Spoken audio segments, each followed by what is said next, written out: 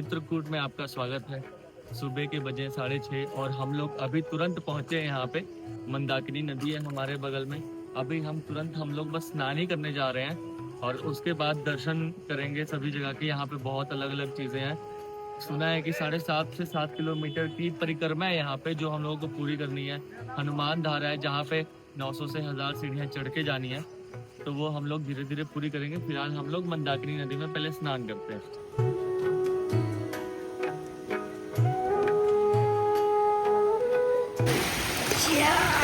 या कहूँ बउआ जी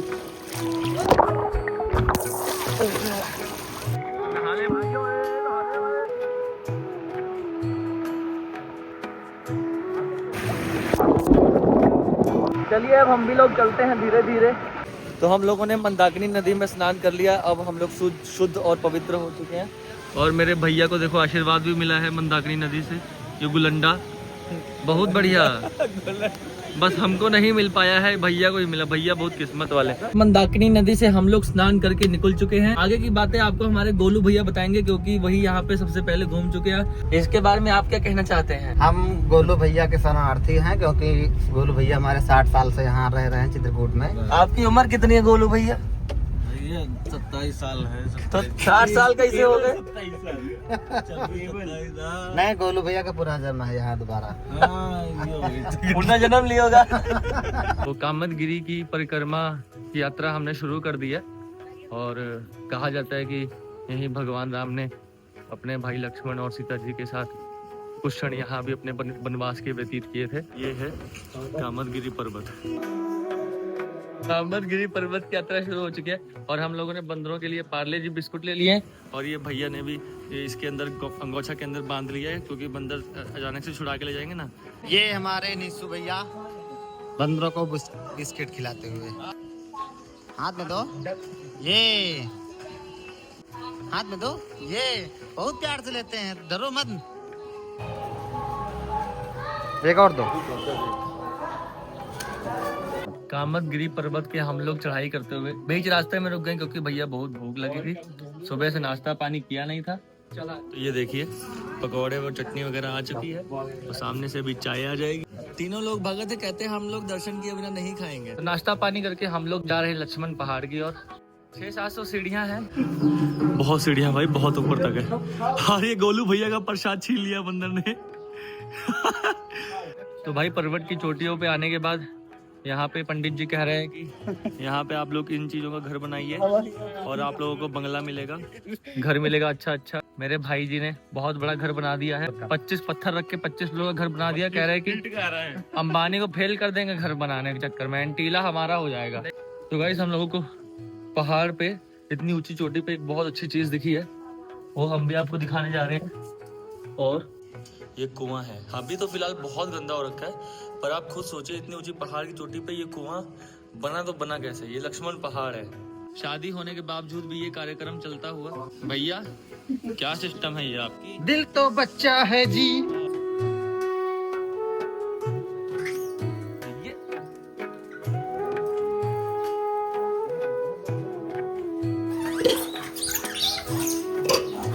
तो यही वो पहाड़ है जहाँ पर माता सीता, लक्ष्मण जी और राम जी रहते थे, इन्हीं पत्थरों के बीच में। हम लोग हनुमान धारा टेम्पल पहुंच चुके हैं और वो एकदम पहाड़ की चोटी पे अभी आपको दिखाते हैं। और फिलहाल हम लोग नाश्ता पानी कर रहे हैं। और ये समोसा, आयुष समोसा खा रहा है, और ये कोका कोला। भाई हनुमान धारा की चढ़ाई चढ़ने के स्टार्टिंग पॉइंट में ही हमको एक बहुत यूनिक सी चीज़ दिखी है। देखिए ये पीपल का पेड़ है और ये पीपल के पेड़ के बीच में से ही ये निकला है नीम का पेड़।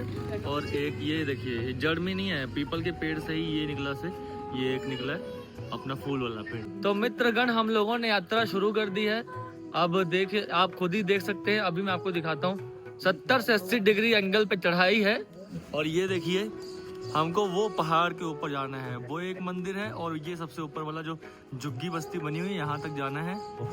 धूप बहुत हो गई है फिलहाल तो, पर ठीक है कोई बात नहीं। अभी नाश्ता पानी कर लिया है और ले लिए लड्डू। रास्ते में प्यास लगेगी तो लड्डू खा के पानी पी लेंगे। बहुत कठिन चढ़ाई होने वाली है, बिल्कुल पहाड़ की चोटी तक जाना है हमको। और ये हमारे प्रिय बउआ जी, इनके अंदर इतनी सहन शक्ति है कि कोका कोला वाली कोल्ड ड्रिंक पी के चढ़ाई करनी स्टार्ट की है इन्होंने। मार क्यों रहा है?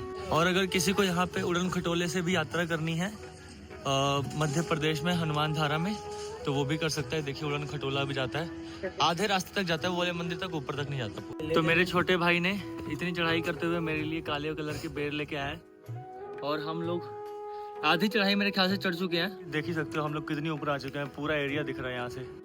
तो ये हम यहाँ मंदिर से यहाँ से पानी आता है, साल के 12 महीने यहाँ पे बहता है, इसीलिए इस जगह का नाम हनुमान धारा है। और हम लोग फिर आगे बढ़ते हैं और ये पहाड़ है, पहाड़ देखिए कितने सही सही है, यहाँ पे चट्टानें देखिए। और देखिए मानसून के समय से यहाँ ऊपर से पानी बहता है। जब मानसून होता है ना, अभी भी थोड़ी थोड़ी बूंदें टपक रही हैं, और जब यहाँ से पानी बहता है तो ये नरसिंह जी हैं, नरसिंह धारा, और ये यहाँ पे पूरा पानी भरा रहता है। हमने हनुमान धारा के भी दर्शन कर लिए और उसके बाद नरसिंह धारा के भी दर्शन कर लिए। अब गोलू भैया का कहना है कि और ऊपर जाएंगे तो सीता जी की रसोई मिलेगी। और ऊपर जाने का रास्ता देखिए, अभी बहुत, अभी इसके ऊपर तक जाना है। एक गुफा में एंटर कर चुके हैं और ये देखिए यहाँ से पूरा सीन, ये है पुराने जमाने का कैमरा, यहाँ से पूरी निगरानी होती है शहर की। ये धारा बह रही है, लगातार ये बहती रहती है, और ये पानी देखिए कितना शुद्ध पानी। तो हम लोग प्रसाद खाने जा रहे हैं, ये नीचे से लेके आए थे, और हनुमान जी के दर्शन हो गए हैं। उसके बाद यही वाला पानी ग्रहण करेंगे।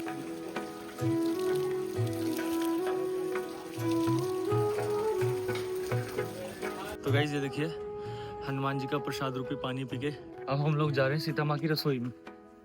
और यहाँ पे कुछ ज़्यादा ही उबड़ खाबड़ रास्ता है। तो गाइस यहीं से हम लोग अंदर आए हैं और यहाँ पे ये सीता माँ की रसोई है अंदर। तो सीता मैया की रसोई के दर्शन कराए हैं हम लोग। और सीता माँ की रसोई की तरह यहाँ भी अलग अलग रसोई यहाँ तरह लोगों ने बनाई हुई है। यहाँ पे लोग आराम से बैठ के भोजन करते हैं, नाश्ता पानी करते हैं। तो रास्ते में हम लोग 5 मिनट में पूरी सीढ़ियाँ उतर चुके हैं, बस थोड़ी सी और रह गई हैं। दादी के पास अपना शबरी के बेर खा लेते हैं और इतना चुना खा लेते हैं, उसके बाद दोबारा कंटिन्यू करते हैं। प्राचीन काल की बात है, प्राचीन काल की बात, प्राचीन काल की बात, गुप्त गोदावरी जा रहे हैं। मित्रगणों, अभी हम लोगों के यहाँ पे हनुमान धारा पे बहुत बढ़िया दर्शन हो गए और हमने उनकी धारा का पानी भी पिया। भैया प्रसाद के बराबर था, क्या ठंडा पानी था, मस्त एकदम। नहाने का मन कर रहा था बट नहा नहीं सकते थे क्योंकि कपड़े लेके नहीं गए थे। अब हम जा रहे हैं गुप्त गोदावरी, जो हमने मतलब गूगल मैप पे उसकी इमेजेस देखी तो बहुत बढ़िया लग रहा था। यहाँ के लोगों से भी पता किया तो बोला है अच्छी जगह है। So etiquette just looking the wow. Oh no! ये तो सिस्टम बना दिया भैया। तो मित्रगणों, हम लोग गुप्त गोदावरी पहुंच चुके हैं और ऐसा कुछ यहाँ का सीन है। अभी हम लोग अंदर नहीं गए हैं, भैया लोग टिकट्स ले रहे हैं। तो गुफा के अंदर जा ही रहे थे कि लिखा हुआ है कि ऑक्सीजन की कमी है भाई अंदर, तो देखते हैं क्या होता है। तो गाइस गुफा में एंटर कर चुके हैं, देखिए अंदर क्या रहता है।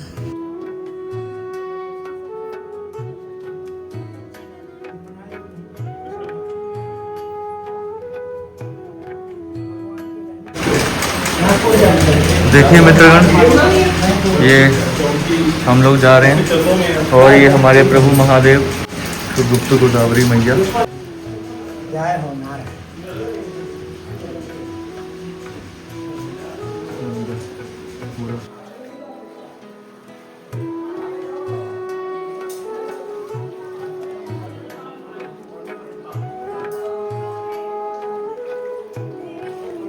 तो ये कुछ है गुप्त गोदावरी के दर्शन, जो कि बहुत मनमोहक और बहुत ही अलग चीज़ है।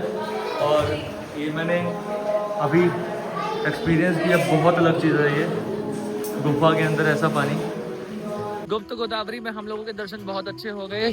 और तेरी क्या पैंट भीज गई इसकी, हम लोगों ने आधे आधे, वो देखो भैया की तो पूरी पैंट ही भीज गई। तरबूज खा लेते हैं।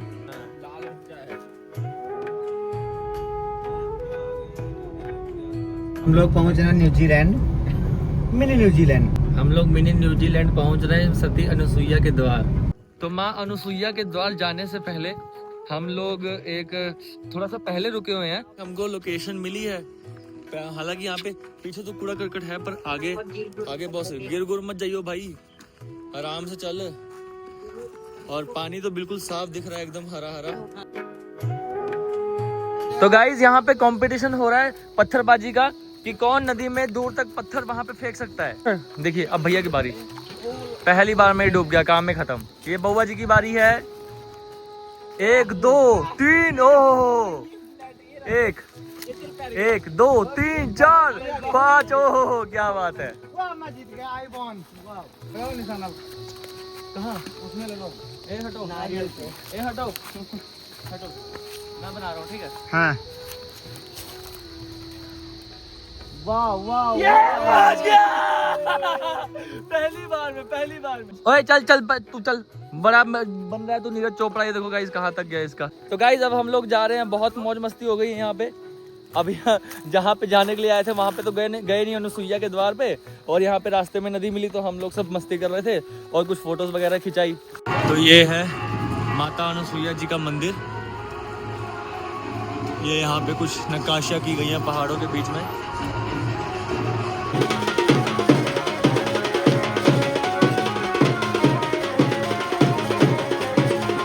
तो हम लोग अब पहुंच गए महादेव ढाबा। सारे तीर्थ यात्रा करके महादेव ढाबा पहुंचे। ये पड़ता है शुद्ध शाकाहारी भोजनालय है, खाना मिलता है। ये तो है ढाबा में मुझे ना मिली। बोले दिखा दो व्यू, वही जो एजुकेट वाला सिस्टम। अच्छा. फोकस होगा। So your ticket just looking the wow.